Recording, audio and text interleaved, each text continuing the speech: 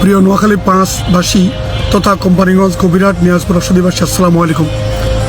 আজকে নির্বাচন উত্তর সকল নেতাকর্মী, আমাদের দলের শুভাকাঙ্ক্ষী এবং সকল ভোটারবৃন্দকে জানাই আসসালামু আলাইকুম রহমতুল্লাহ।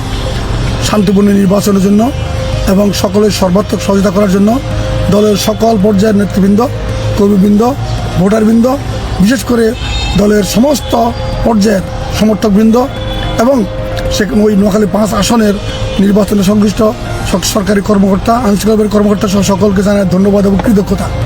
আমি নির্বাচন উত্তর সকল পর্যায়ের সহিংসতা এড়ানোর জন্য, বিশৃঙ্খলা এড়ানোর জন্য সরাসরি দলের সকল পর্যায়কে অনুরোধ করব, কেউ রাজনৈতিক সহিংসতা বিশৃঙ্খলায় জড়িত হবেন না। যদি কেউ বিশৃঙ্খলায় জড়িত হন, তিনি আমার কর্মী অথবা নেতা হলেও তাকে আমরা অ্যালাউ করব না। আমরা স্পষ্ট বলতে চাই, যারা বিশৃঙ্খলায় জড়িত হবেন, অন্য দলের উপরে অথবা অন্য মতের উপরে আক্রমণ করবেন, তাদের ব্যাপারে আমরা কঠিন অস্ত্র দমন করার চেষ্টা করবো ইনশাআল্লাহ।